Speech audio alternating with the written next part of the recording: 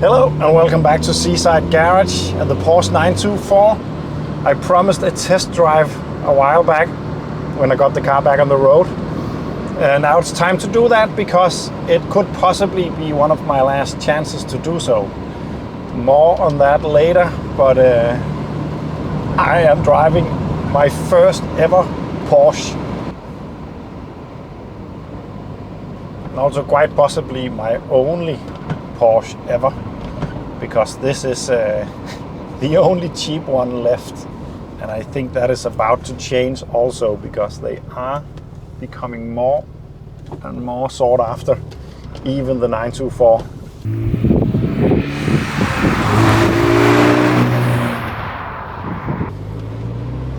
And I can totally understand it because it is a really nice driving car and it's a really good looking car. Especially the look is quite amazing. The rear hatch, the glass that curves around. It's a really nice looking car. And also it's a really nice handling car. It's probably one of the best handling cars that I have ever driven. It is a bit hard to decide on subjects like that because this is a nice handling car, but the Abarth, for instance, with the front wheel drive is handling awesome also, but in a completely different way. But this is just, it's so well balanced, which is not a surprise. Wow, that was a big machine.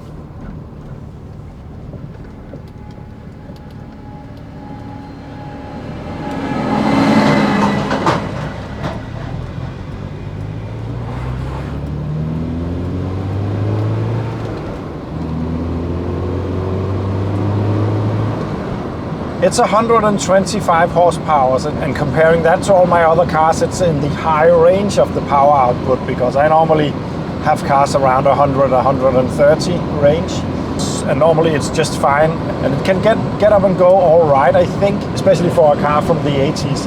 But it is letting it down a little bit that it's a perfectly balanced rear-wheel drive car with only 125 horsepower. I think this chassis deserves at least 150. I know it's possible to put a supercharger on these. So far it's not legal in my country, or very expensive to get done at least. I think it's on the brink of becoming legal.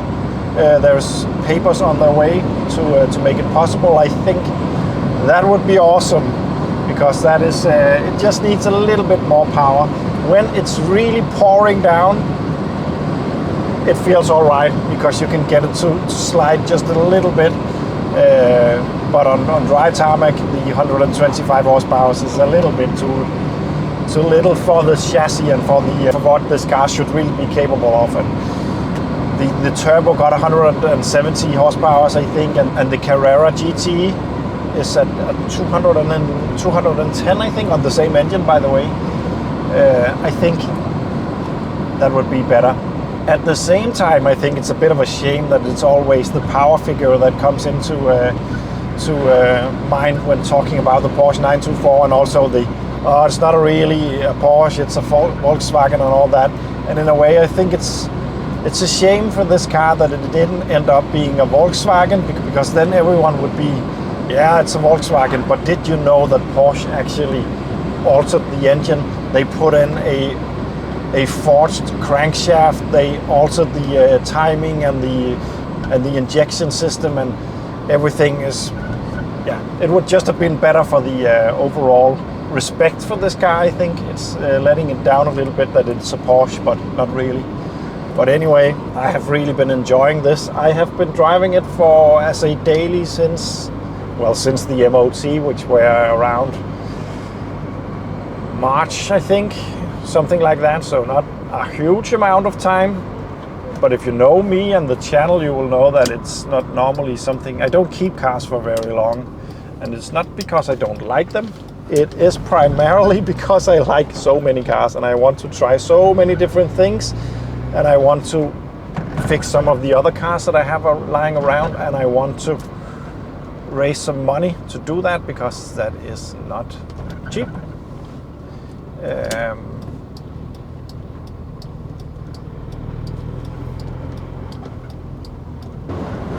And actually just today I put this one up for sale. Not only for sale, I actually hope to swap it for another project, because I drove the Porsche 106 Rally the other day and I just completely got reminded on how much I love hot hatches and GTI cars. It's just, they are just made for me. And I want more GTIs in my life, so I hope to swap this for a good GTI project and a bag of money. That would be really nice. But I am going to miss this when it's sold, because I am enjoying it a lot. And especially, as always, on my small roads, you don't really need a lot of power to have fun, because it's not possible to use it really. The speeds are rarely exceeding 60, and it's the chassis that's fun, and especially the driving position in the Porsche 924 is just, it's just really nice. These seats are comfortable and they grab you in the right ways, and the gearboxes, I know they get a lot of hate, these gearboxes, because of the long linkage to the rear gearbox. It's at the rear end of the car, but in mine it just shifts so easily and so nicely. It's perfect.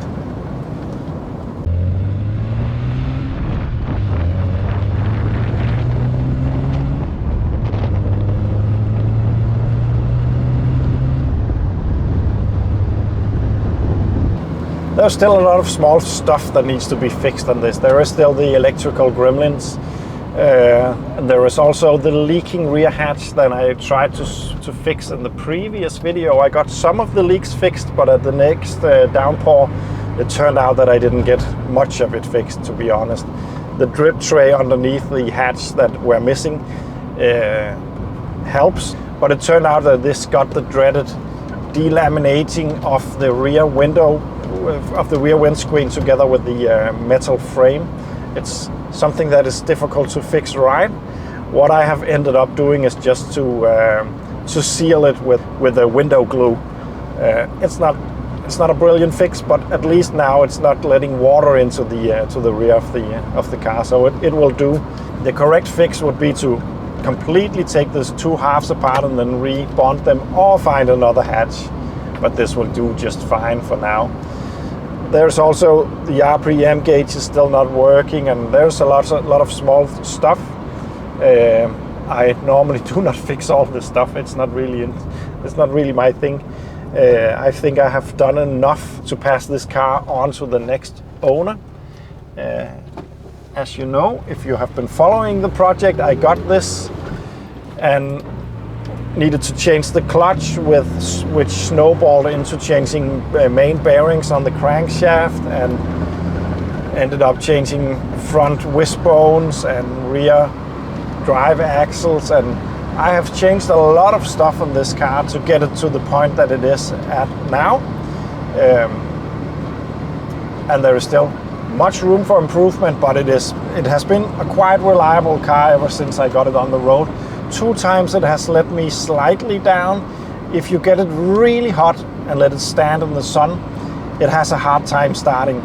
That has happened to me twice. It's a known problem on the 924. I'm not really sure how to remedy it, other than not park it completely in the sun when it's hot. But it's only happened twice, and yeah, I can live with that, to be honest. Let's take a look at the outside. And here it is. I did repolish it once again. I think it could use a really professional one, because it seems to fade quite quickly, and I am not a polishing expert, but it's looking decent. I do have some issues with paint matching around there, and the front panel, but it's an old car. It's fine by me. It's one of the better lookings that I have owned, that's for sure. Yeah.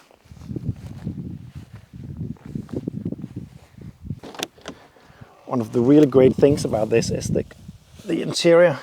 This has been reupholstered in Romania, I think, by a really talented upholsterer. Gotta be the name.